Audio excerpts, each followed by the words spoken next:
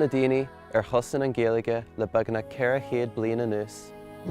In aine mar deismothirí a chur an seamuid le Gaeilge ólam, Tácáisteamháin an Imber I gcáir mo chud scolaí faoin na bhreata agus ag bualadh buile ar san na Gaeilge. In níadún fannach go seaasmhacht deangan go tucaí lá saging támuid in a scolaí bun an Imber. Inis ag breith ar an dreis seo agus le carr arcam ráidethe ar oireann an bhláiste. Ach muid I dtús bair ar airneart haon mar géal agus mo dóthasach go marthaí muid an bhuailinn. Agus go fág fiú méid mar gael ar lerg féin ar an ceantar seo agus ar an gaeltach seo.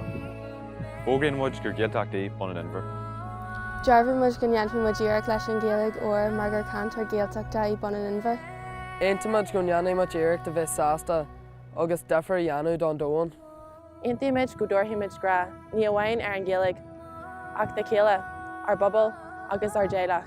Aontaimid nar sinnímuid seo go macamuid leis an dúchan agus nach dheanaímuid sin na saoirí riú.